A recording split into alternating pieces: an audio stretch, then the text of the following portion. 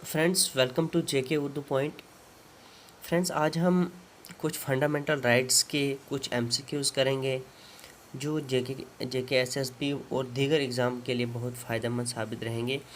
तो वीडियो शुरू करने से पहले मैं आपसे एक रिक्वेस्ट करूंगा कि आप जेके उर्दू पॉइंट को ज़रूर सब्सक्राइब करें और बेल आइकन भी प्रेस करें ताकि आने वाले वीडियोस आप देख सकें और फ़ायदा हो आपको। तो फ्रेंड्स, हम आज के एमसीक्यूज़ जो हैं वो शुरू करते हैं। ये ज़्यादा कॉन्स्टिट्यूशन के रिलेटेड होंगे, फंडामेंटल राइट्स या इंडियन पॉलिटी के अंदर जो भी एमसीक्यूज़ आते हैं तो वो आपको देखने को यहाँ पर मिलेंगे। तो फ्रेंड्स, फर्स्ट जो एमसीक्यूज़ होगा वो आपको यहाँ पर देखने को मिलेगा कि which of the following rights are available to foreigners living in India. Means कि जो बाहर के लोग होंगे, फॉरेनर लोग जो होंगे, उनको हिंदुस्तान के अंदर रहने की किन किन चीज़ों का हक है, वो किन चीज़ों पर हक रख सकते हैं यहाँ पर। तो फ्रेंड्स, उनको हक यह है कि वो इक्वालिटी बिफोर लॉ ये यहाँ कर सकते हैं और राइट टू एजुकेशन वो यहाँ पर ले सकते हैं। एक उनको फ्रीडम ऑफ स्पीच नहीं है और फ्रीडम ऑफ मोमेंट नहीं है यहाँ पर। ये दो चीज़ें जो है, एक इक्वालिटी बिफोर लॉ और राइट टू एजुकेशन जो है वो करेक्ट है इनका। मीन्स कि B is the correct answer of this question. तो फ्रेंड्स, इसके बारे में बहुत सारी डिटेल यहाँ पर दी हुई है। अगर आप इस डिटेल को पढ़ना चाहते हैं, आप इसको एक्सप्लेन करके पढ़ना चाहते हैं कि राइट टू फ्रीडम क्या है, राइट अगेंस्ट एक्सप्लोइटेशन क्या है, उसके बाद कल्चर एंड एजुकेशनल राइट्स क्या है, राइट्स टू कॉन्स्टिट्यूशन रेमेड्स और राइट टू लाइफ, और ये सारा अगर आप पढ़ना चाहते हैं तो मैं डिस्क्रिप्शन में इस पीडीएफ का लिंक दे दूंगा। आप वहाँ से डाउनलोड करके इसको प्रिंट आउट या ऐसे फ़ोन पे पढ़ सकते हैं। तो दूसरा क्वेश्चन है हमारे पास फ्रेंड्स कि in which part of an article of the constitution of India fundamental duties have been mention. Means कि कॉन्स्टिट्यूशन का कौन सा ऐसा पार्ट है जिसके अंदर जो है फंडामेंटल ड्यूटीज जो है वो मेंशन की गई हैं। तो फ्रेंड्स, यहाँ पर बहुत सारे आर्टिकल जो है वो दिए गए हैं, लेकिन पार्ट ये और उसके बाद आर्टिकल ये, इसके अंदर जो है 51A आर्टिकल के अंदर जो है वो मेंशन है। मीन्स के पार्ट 4 और आर्टिकल 51A के अंदर जो है फंडामेंटल ड्यूटी जो है वो मेंशन है। किसके अंदर? कॉन्स्टिट्यूशन ऑफ इंडिया के fundamental duty, constitution of India के आर्टिकल 51A और पार्ट 4A में फंडामेंटल ड्यूटी जो है मेंशन है। तो फ्रेंड्स, इसमें फंडामेंटल ड्यूटी जो है वो क्या होती हैं यहाँ पर आप देख सकते हैं। Were interested in the constitution by India the 42 constitutional amendment act 1976। कब? जब 42 कॉन्स्टिट्यूशनल अमेंडमेंट एक्ट 1976 में हुआ था, तो तब जो है इसमें ये मेंशन किया गया था। और इसको आप डिटेल से पढ़ सकते हैं, मैंने आपको बता दिया। आप पीडीएफ जो है डाउनलोड करके इसको कर सकते हैं। तो थर्ड एमसीक्यूज हमारे पास यहाँ आता है, which of the following right was recognized by the supreme court in the Selvi case judgment. कौन दिए गए राइट में से किसको रिकग्नाइज किया गया था? सुप्रीम कोर्ट ने किसको रिकग्नाइज किया था in the Selvi case judgment? Selvi case judgment ने किसको किया था? Right to purchase property in Jammu and Kashmir. तो ये फ्रेंड्स आपको यहाँ पर ये याद रहना चाहिए। उसके बाद विच of the following writs in is issued against an inferior tribunal which has declined to exercise in jurisdiction। कौन सी ऐसी रिट्स हैं जो अगेंस्ट की गई थी किसके? इन्फीरियर ट्रिब्यूनल, जिसमें डिक्लाइन किया था गया था किसको? एक्सरसाइज इट्स जुरिस्डिक्शन को। तो फ्रेंड्स, ये मंदामूस जो है वो राइट आंसर है। इसके बाद इसके बारे में आप डिटेल पढ़ सकते हैं। ये mandamus is a subordinate court and officer of government or a corporation or other institution commanding the performance of certain activities। इसके बाद फिफ्थ क्वेश्चन हमारे पास आता है, थोड़ा जल्दी में पढ़ेंगे क्योंकि वीडियो ज़्यादा लंबी हो जाती है, अपलोड करने होने में टाइम लगता है। Which one of the following does not qualify to curtailing the freedom of speech and expression under the Indian Constitution? तो friend, demand of autonomy is the correct answer of this questions। And sixth question is here, which of the following kinds of special provisions are made for the scheduled tribe in India? Means इस means ST और यहाँ सिर्फ ST की बात की, इनके लिए special provision जो है वो कि कौन सा क्या बनाया गया? तो यहाँ पर बहुत सारे ऑप्शन जो है वो दिए गए हैं, लेकिन 1, 2, 3 एंड 4 ये सारे जो है reservation of seat in public service and employment, reservation of seat in education institutions, उसके बाद reservation of seats in Lok Sabha. Means कि सारा जो है इसमें वो अपना हिस्सा ले सकते हैं। किसने ये प्रोविजंस उनको दिया है? ये दिया है शेड्यूल्ड ट्राइब को दिया है इंडियन कॉन्स्टिट्यूशन ने। उसके बाद दूसरा सवाल यहाँ पर है कि आप ये सारा पढ़ सकते हैं कि किस किस आर्टिकल के तहत जो है इनको ये अपॉर्चुनिटी मिलती है, कौन सा किस आर्टिकल के अंडर जो है इनको एजुकेशन मिलनी चाहिए, क्या सारा पढ़ सकते हैं आप। उसके बाद यहाँ 7th क्वेश्चन आता है, arrange the following rights in the correct sequence as given the Indian constitution. Certiorari, habeas corpus, quo warranto, prohibitions और मैंदास। तो सी जो है इसका करेक्ट है, मीन्स सेकंड, उसके बाद फिफ्थ, उसके बाद फोर्थ, उसके बाद फर्स्ट। मीन्स के इनका जो सीक्वेंस है, सीक्वेंस जो है वो इस तरह से है। हालांकि यहाँ पर फर्स्ट सेकंड दैट या both fundamental rights and directive principles of state policy are equally important and one can not be sacrificed for the other. तो इसके लिए जो है वो सी जो है वो करेक्ट आंसर है, Minerva mills versus union of India. उसके बाद question number 9, which of the following political rights are not available out to civil servant in India. तो इसका आंसर जो है वो सी है, 1, 2 and 3 means expression a political view, supporting a political movement and contributing financially to a political party. Means के ये चीज़ें जो है ये कौन, मीन्स के political right, which of the following political rights are not available, कौन सा पॉलिटिकल राइट्स जो है वो इसमें अवेलेबल नहीं है, किसके अंदर, सिविल सर्वेंट्स के अंदर और इंडिया में। उसके बाद दूसरा क्वेश्चन है, which of the following has been provided by the Indian constitution. कौन सी ऐसी चीज़ है जो इंडियन कॉन्स्टिट्यूशन ने प्रोवाइड किया है। ऑप्शन हमारे पास यहाँ दिया है, religious education can not be imparted in private education institution. इस तरीके का जो है कुछ नहीं है। In private religious institution presence is not compulsory in religious education, ये जो है करेक्ट आंसर है। उसके बाद friends, which of the following amendment to the Indian constitution had made right to education a fundamental right. कौन से amendment के अंदर जो है इंडियन कॉन्स्टिट्यूशन ने ये राइट टू एजुकेशन एक्ट एक फंडामेंटल राइट बनाया था। तो फ्रेंड्स, ये 93rd अमेंडमेंट जब हुई थी कॉन्स्टिट्यूशन के अंदर, तो उस वक्त जो है इंडियन कॉन्स्टिट्यूशन ने राइट टू एजुकेशन को एक फंडामेंटल राइट दिया था। तो फ्रेंड्स, क्यों दिया था, कैसे दिया था, वो आप सारा जो है इसमें पढ़ सकते हैं। तो friends, right to privacy as a fundamental right is implied in, कब और कैसे राइट टू प्राइवेसी जो है fundamental right as a fundamental right है, तो कैसे इम्प्लाइड किया गया था। तो ये right to life and personal liberty, means कि अपनी ज़िंदगी जीने का हक है, आज़ादी होनी चाहिए अपनी ज़िंदगी में, वो कैसे जिए कैसे नहीं जिए ये अपना हर एक का हक है। उसके बाद the right to information act 2005 make the provisions of, ये जब एक्ट पास हुआ था 2005 में, तो इसके अंदर क्या प्रोविजंस बनाए गए थे, और वो प्रोविजन ये था कि dissemination of all types of inform bye all public authorities of any person. उसके बाद फ्रेंड्स, ये इसके बारे में सारा बताया है कि 2005 में ये आरटीआई क्या था, एक क्या पार्लियामेंट ऑफ इंडिया ने क्या एक्ट किया था, इसके इन्हें प्रोवाइड किया था, setting out the practical regimes of right to the information for citizens. ये आप सारा पढ़ सकते हैं डाउनलोड करके। तो उसके बाद दूसरा क्वेश्चन हमारे पास यहाँ आता है, यहाँ पढ़ सकते हैं कि रोल ऑफ गवर्नमेंट क्या है, रोल ऑफ गवर्नमेंट क्या होता है। और यहाँ क्या था, section 26 of the act enjoin the central government और also state government of the union of India excluding JNK to initiate necessary steps to, means कि पहले JNK के अंदर होता था, अपना कानून होता था कुछ, वो ये अप्लाई कर सकते थे, लेकिन अब जो है वो जब से 370 और 35 ये जो एब्रोगेट हुआ, उसके बाद जो है सारी जगह एक ही कानून चल सकता है, ये आपने याद रखना है। उसके बाद ये एक सवाल पूछा गया है कि which of the following rights was considered the heart and soul of the Indian constitution.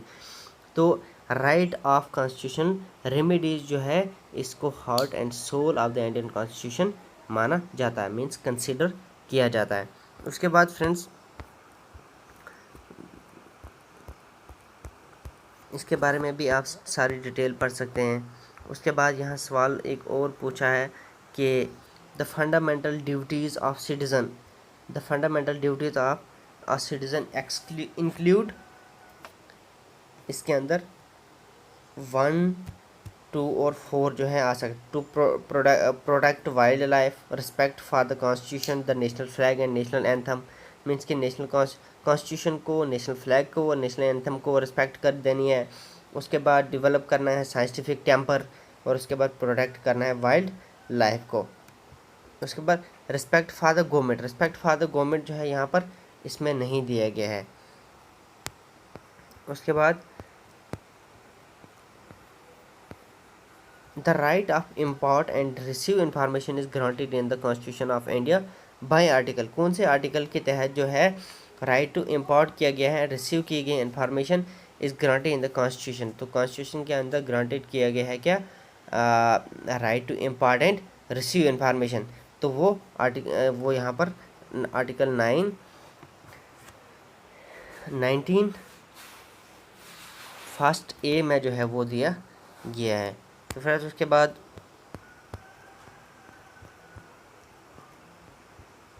16, question number 16 है, which of the following articles of the constitution of India safeguard the right of minorities to establish and run education institution of their own liking. Means के इनमें से कौन सा constitution के अंदर, constitution of India के अंदर कौन सा ऐसा आर्टिकल है जिसमें ये दिया गया राइट ऑफ माइनॉरिटीज़ कि माइनॉरिटीज़, राइट ऑफ माइनॉरिटीज़, और इसमें इस्टेब्लिश किया गया जाए वो एक अपना एजुकेशनल इंस्टीट्यूशन जो है वो अपनी मर्ज़ी से चलाए जाए। तो वो जो है आर्टिकल 30 जो है यहाँ पर दिया गया है। आर्टिकल 29 और 29 और 30 के अंदर जो है वो राइट टू एजुकेशन एक्ट है, और उसमें जो है सारा ये दिया गया है। तो फ्रेंड्स उसके बाद आप which of the following amendment took away the right to property from the list of the fundamental right.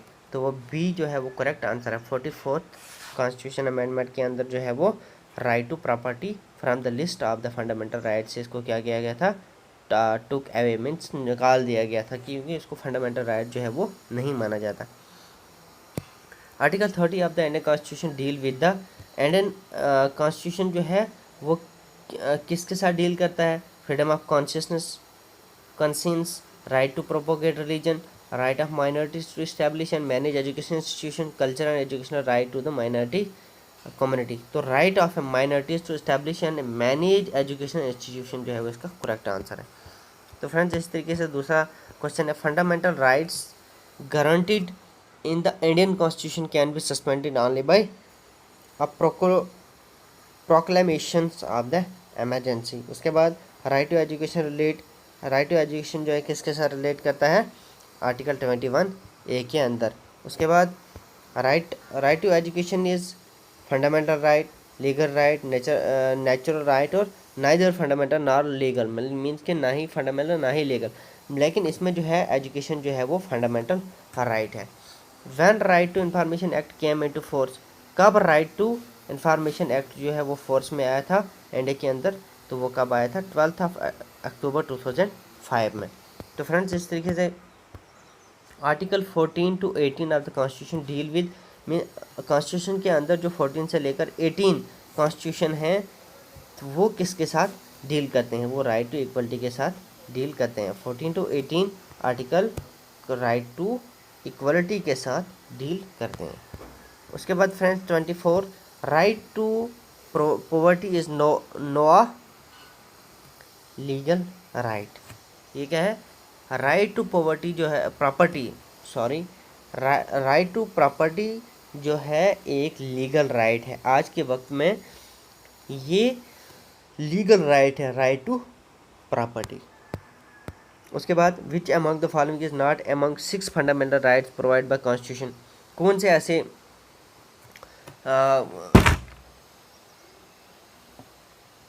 Constitution के अंदर जो है कौन से ऐसे 6 फंडामेंटल राइट्स हैं जो यहाँ पर नहीं दिए गए। Right to protest, which among the following is not among 6 fundamental rights provide by constitution, तो वो राइट टू प्रोटेस्ट है। उसके बाद which article insures abolition of untouchability, तो उसके अंदर जो है article 17 which article insure abolition of untouchability. Article 17 जो है ये एक आर्टिकल है जिसमें एबॉलिशन ऑफ अनटचेबिलिटी जो है वो पाई जाती है और इसके रिलेटेड जो सारी डिटेल है। विच article insure abolition of titles, तो वो आर्टिकल 18 करेक्ट आंसर है। Article 19 provide 6 freedom which is not among them. तो यहाँ पर कहते हैं कि आर्टिकल 19 जो है वो 6 फ्रीडम प्रोवाइड करता है, तो इनमें से कौन सी वो नहीं है, तो वो resides and settle in any part of our state only. तो assembly peacefully and without arms, freedom of speech and expression देता है, फार्म्स एसोसिएट आर यूनियंस। उसके बाद abolition of untouchability deal with abolition of untouchability किसके साथ deal करती है, ये डील करती है आर्टिकल 17 के साथ।